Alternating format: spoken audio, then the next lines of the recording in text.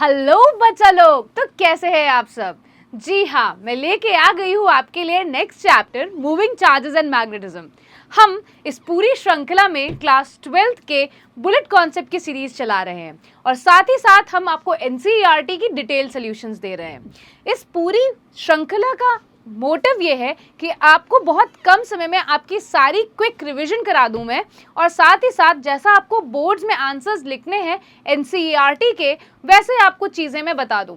आप सभी को पता है कि एनसीईआरटी में बहुत ज़्यादा कंटेंट बहुत थोड़े में दे दिया है। कहने का मतलब ये है कि बिटवीन द लाइंस बहुत सारी बातें हैं एनसीईआरटी में, राइट। तो उस चीज़ को समझने के लिए आपको चाहिए स्कैफोल्डिंग, यानी आपको चाहिए हेल्प, वो भी एक ऐसे इंसान की जो आपको बहुत स्पीड में बहुत ज़्यादा चीज़ें कवर करा दे, राइट।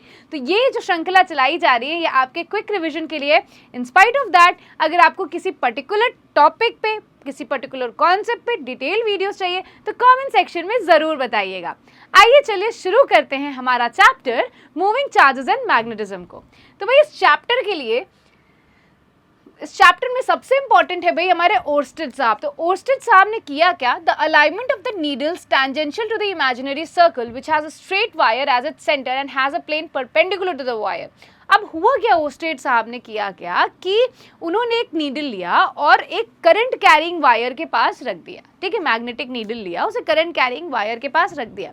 तो जब उस वायर के अंदर करंट फ्लो होना शुरू हुआ तो जो नीडल है वो डिफ्लेक्ट करना शुरू की, राइट। नीडल क्या करना शुरू की, डिफ्लेक्ट करना शुरू की, और नीडल का डायरेक्शन रिवर्स हो जा रहा था जब हम करंट का डायरेक्शन रिवर्स कर दे रहे थे, राइट। तो ओर्स्टेड साहब को समझ में आया कि जो करंट कैरिंग कंडक्टर है वो एक मैग्नेटिक फील्ड प्रोड्यूस करता है।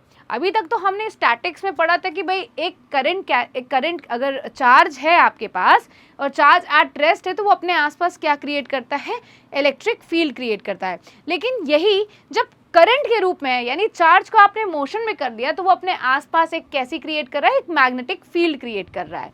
ठीक है, द डिफ्लेक्शन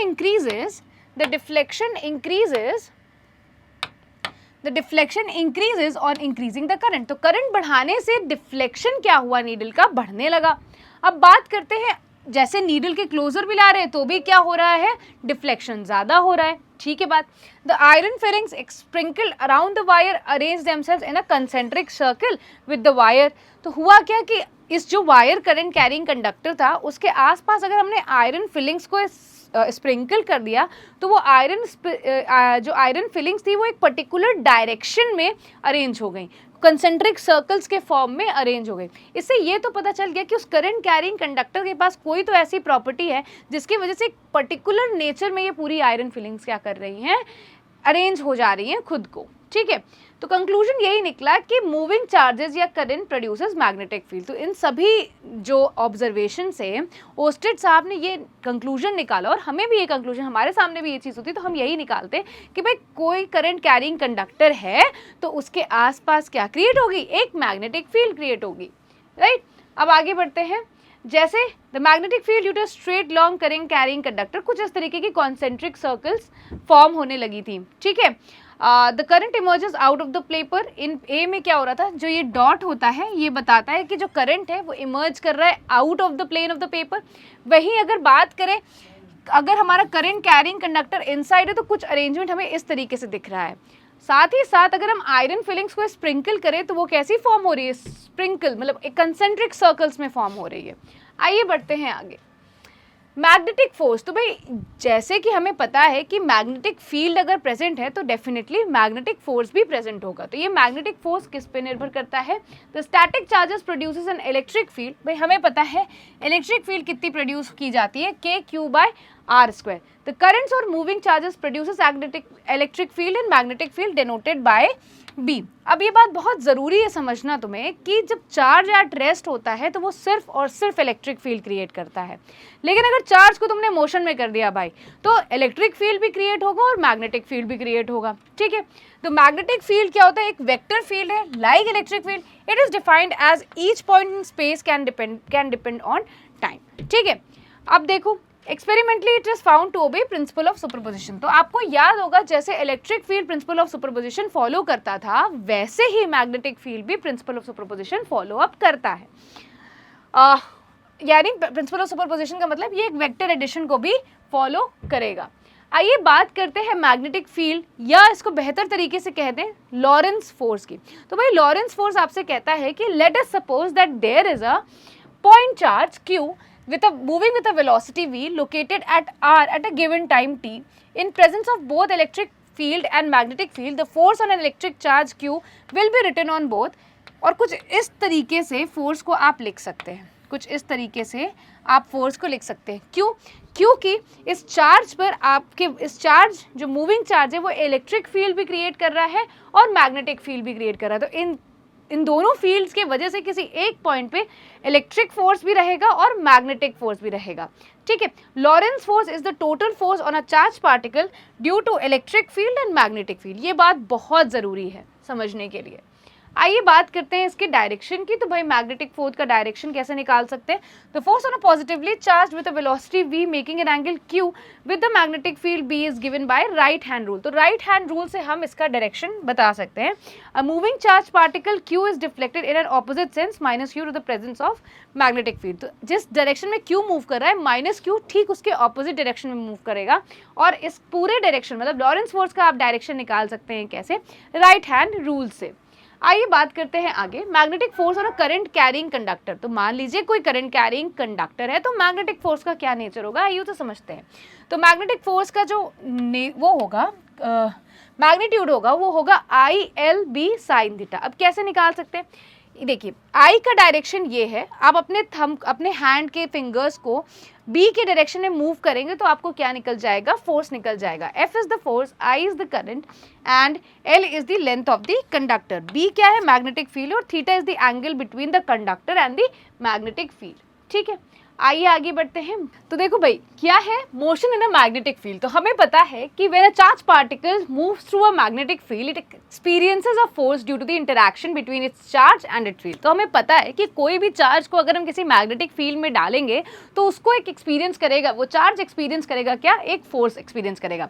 अब बहुत खास बात यह है कि अगर the force is perpendicular both the अगर फोर्स परपेंडिकुलर है पार्टिकल की वेलोसिटी से, अगर फोर्स परपेंडिकुलर है पार्टिकल की वेलोसिटी और मैग्नेटिक फील्ड दोनों से, तो it will move in a curved path, right? It will move in a curved path. और इवेंचुअली अगर मैं आपको सही बताऊं तो ये है कि अगर वेलोसिटी और मैग्नेटिक फील्ड के बीच में 90 डिग्री है तो it will move in a circular path.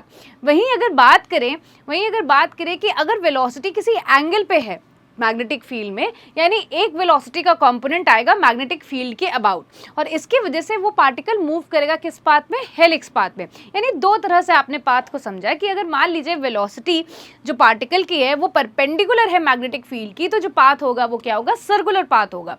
और वहीं बात करें अगर उसका एक कॉम्पोनेंट है किसी पर्टिकुलर एंगल पे है मैग्नेटिक फील्ड पे, तो वो हेलिक्स पाथ को फॉलो अप करेगी। आइए बात करें आगे। तो मैं ना VO is perpendicular to B, तो भाई the path is circle। ठीक है, और फोर्स परपेंडिकुलर सेंट्रीपिटल फोर्स के लिए क्या है? mv square by r। Radius क्या होगा? mv बाय qb और टाइम पीरियड क्या होगा? 2πm by qb। ठीक है, अब magnetic field due to a current element Biot Savart's law के बारे में जानते हैं। तो भाई बायोट-सावर्ट्स लॉ बहुत ही इंपॉर्टेंट लॉ है। ये समझाता है आपको कि कैसे करंट एलिमेंट में कैसे मैग्नेटिक फील्ड क्रिएट होती है। आइए समझते हैं। According to Biot Savart's law the magnitude of the magnetic field dB is proportional to the current I and the element length dl and inversely proportional to the square of the distance r. Its direction is perpendicular to the plane containing dl and r. तो dl and r इसके ठीक perpendicular आपको ये Biot-Savart's force में लगती है, और उसी को आप कैसे रिप्रेजेंट करते हो? ये मैग्नेटिक फील्ड को कैसे रिप्रेजेंट करते हैं? Mu naught over 4π I dl cross r by r cube. अब आप देख सकते हैं ये dl एलिमेंट है और ये r एलिमेंट है, ये dl एलिमेंट है और ये r। dl से r की तरफ जब आप जाएंगे तो आपका थंब बताएगा dB का डायरेक्शन। ठीक है, म्यू नॉट ओवर 4π एक कांस्टेंट है जिसकी वैल्यू है 10⁻⁻7 टेस्ला मीटर पर एम्पियर। ये जो वैल्यू है ये कांस्टेंट रहती है। आइए बात करें आगे। तो भाई dB की वैल्यू मैग्नीट्यूड के रिस्पेक्ट में अगर बात करें, अच्छा ध्यान दो ये वेक्टर फॉर्म में लिखा गया है, और यहाँ पे अगर सिर्फ मैग्नीट्यूड की बात की जाए तो mu naught over 4π I dl sine theta 4π by r square इसकी वैल्यू होगी। अब किसी सर्कुलर लूप के वजह से मैग्नेटिक फील्ड कैसे बनेगा? हमें पता है कि सर्कुलर लूप क्या है, एक बहुत सारे करंट कैरिंग एलिमेंट्स है इसके अंदर, ठीक। तो magnitude of magnetic field due to a circular coil of radius r and a current I at an axial distance by b is mu naught I r square 2x square plus R square 3/2। तो भाई इस loop की वजह से जो dB आपका निकल के आ रहा है, जो मैग्नेटिक फील्ड आपके निकल के आ रही है कंप्लीट लूप की वजह से, वो आ रही है mu naught upon 2 I R square X square plus R square की पावर 3/2 दिस। और सेंटर की बात करें तो x आपका 0 हो जाएगा, x आपका 0 हो जाएगा। अब 0 इसमें पुट करेंगे तो वैल्यू क्या आ जाएगी, mu not I by 2r, ठीक है। अब देखो, the figure shows the magnetic field lines of a current loop, the direction of the field is given by the right hand thumb rule describes in the text the upper side of the loop may be thought as the north pole and the lower side is thought as the south pole। तो देखो भाई, इस तरीके से तुम्हें, मतलब तुमने क्या किया, राइट हैंड रूल से करंट के अबाउट कर्ल करना शुरू किया, आइडियल क्रॉस किया, तो थंब तुम्हें क्या बता रहा है, थंब तुम्हें मैग्नेटिक फील्ड का डायरेक्शन बता रहा है। अब और बात ध्यान से सुनो, जो अपर पार्ट है बेटा, देख रहे हो अपर पार्ट क्या है, एरो जाते हुए दिख रही है, एरो जाते हुए दिख रही है, यानी जो एरो जाते हुए दिख रही है उसको हम क्या कह सकते हैं, उसको हम नॉर्थ पोल कह सकते हैं। वही जिधर से जा रही है यानी हम कह सकते हैं उसे साउथ पोल। आइए बात करते हैं एम्पियर सर्किटल लॉ। भाई इस चैप्टर में लॉज बहुत सारे हैं, फोर्सेस भी तो एक दो हैं, तो आपको ध्यान रखना है, थोड़ा कंफ्यूजन होगा, बट एक एक करके पढ़ोगे तो समझ में क्लियरली आएगा। बात करते हैं एम्पियर सर्किटल लॉ की। तो Ampere circuital law states that the integral magnetic field over a closed loop is equal to mu naught times the total current, ठीक है। तो किसी भी लूप, क्लोज लूप के लिए एम्पियर सर्किटल लॉ ये कहता है कि जो करंट एनक्लोज होता है वो म्यू नॉट टाइम्स होता है पासिंग थ्रू द सरफेस। तो आप लिख सकते हो B dot DL is mu naught I, ठीक है, where IE is the enclosed current. ये कुछ आपको गॉस लॉ जैसा याद है, इलेक्ट्रिक फ्लक्स और इलेक्ट्रिक फील्ड लाइंस के थ्रू, वैसे ही कुछ है यहाँ पे, लेकिन यहाँ पे मैग्नेटिक लॉ की बात हो रही है, मैग्नेटिक फील्ड्स की बात हो रही है। For several application it is possible to choose the loop, कुछ में आप लूप चूज कर सकते हैं called the Ampere loop, such that each point on the loop is either B is tangential to the loop and has non-zero constant magnitude, B is normal to the loop और B vanishes everywhere on the loop। तो आप अपने हिसाब से loop choose कर सकते हैं जहाँ पे B की जो वैल्यू या तो परपेंडिकुलर हो जाए या तो 0 हो जाए या एक कांस्टेंट एंगल पे आपकी B की वैल्यू निकले, राइट। अब प्रॉब्लम सॉल्विंग स्ट्रैटेजी क्या होनी चाहिए एम्पियर सर्किटल लॉ की, तो अप्लाई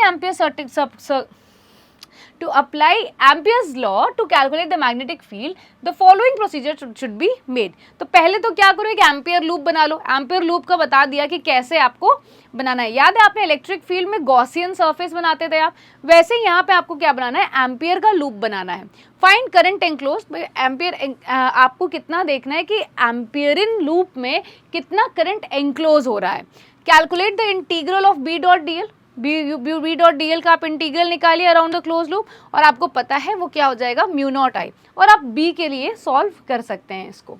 आइए बढ़ते हैं आगे, सोलेनॉइड को समझते हैं। तो भाई सोलेनॉइड में क्या होता है कि एक आयरन कोर के अबाउट बहुत ज़्यादा वायर्स क्लोजली रैप अप कर दिए जाते हैं, ठीक है। अब देखो, solenoid is a helical coil of wire that generates a magnetic field When an electric current passes through it। तो भाई क्या होता है कि बहुत ज़्यादा वायर्स को क्या करते हैं, क्लोजली लूप में कर देते हैं एक material iron, soft iron core के, तो ये क्या जनरेट करती है, करंट की वजह से मैग्नेटिक फील्ड्स जनरेट करती है, ठीक है।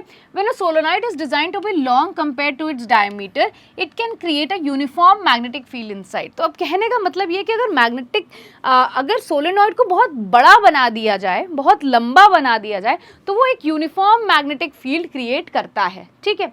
Solenoids are a type of electromagnet used in applications such as speakers, microphones and motors। तो भाई सोलेनॉइड ही अगर आप खोल के देखेंगे तो आपको दिखेगा एक बहुत तेजी से कॉपर वायर लपेटा हुआ एक आयरन कोर में होगा, वही आपका क्या कहलाता है, सोलेनॉइड कहलाता है। A long coil of wire usually wrapped in the helical form, right। अब अगर बात करें इसके मैग्नेटिक फील्ड की, तो मैग्नेटिक फील्ड जो जनरेट करता है वो बनता है mu not NI by L, जहाँ N नंबर ऑफ टर्न्स होते हैं, I करंट होता है और L क्या होता है, लेंथ ऑफ द सोलेनॉइड होता है, ठीक है, लेंथ ऑफ द सोलेनॉइड होता है। यानी आप देख सकते हैं कि जो मैग्नेटिक फील्ड है वो नंबर ऑफ टर्न्स के डायरेक्टली प्रोपोर्शनल है, करंट के डायरेक्टली प्रोपोर्शनल और इन्वर्सली प्रोपोर्शनल किसके है, लेंथ के, ठीक है। आइए बात करते हैं force between two parallel currents. तो भाई दो पैरेलल करंट्स, मान लीजिए दो करंट कैरिंग कंडक्टर्स हैं, बगल बगल रख दिया, तो उन दोनों के बीच में क्या फोर्स लगेगा, तो भाई force per unit length mu naught I1 I2 over 2 पाई डी आपका फॉर्मूला बनता है, और F क्या b square by 2 mu naught बनता है, ठीक है। तो each wire lies in the magnetic field produce by the other, तो दोनों ही जो करंट कैरिंग कंडक्टर है वो एक दूसरे की मैग्नेटिक फील्ड में लाई कर रहे हैं।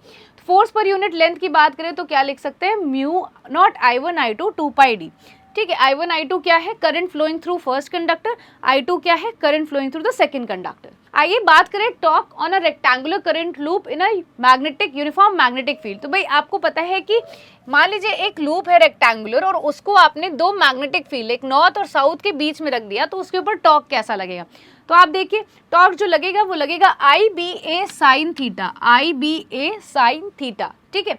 जहां A क्या है, L क्रॉस B, यानी जो रेक्टेंगुलर लूप का एरिया है वो है, theta is the angle between A और B, A और B के बीच का जो एंगल है उसको आप क्या कह रहे हो, थीटा कह रहे हो। And also it express using magnetic moment tau is equal to M cross B, tau is equal to M cross B से आप इसे रिप्रेजेंट कर सकते हो, ठीक है। जहां M क्या होगा बेटा, IA होगा, और B आपका तो है ही मैग्नेटिक फील्ड, ठीक है। M is what, IA।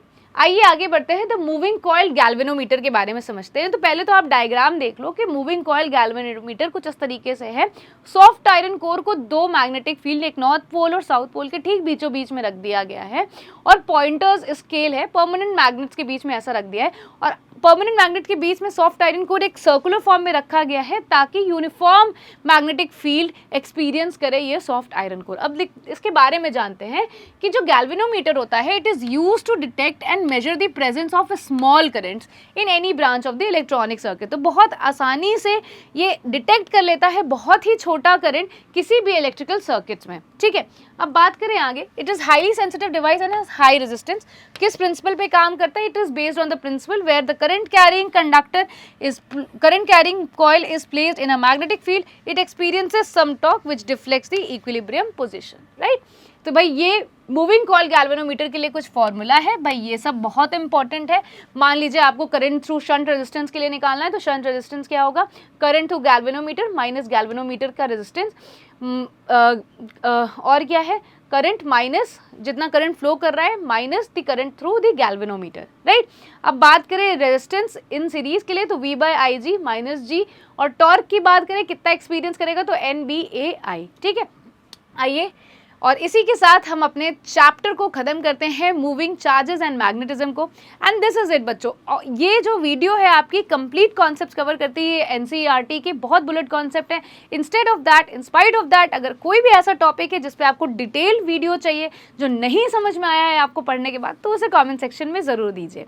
इस वीडियो को अपना प्यार ज़रूर दीजिए, लाइक सब्सक्राइब करिए इस चैनल को ऐसी मोर इन्फॉर्मेटिव वीडियोस के लिए। आगे इसके नेक्स्ट चैप्टर लेके आऊँगी, और साथ ही साथ इस चैप्टर का आपको सोल्यूशंस करवाने वाली हूँ, तो स्टे ट्यून्ड।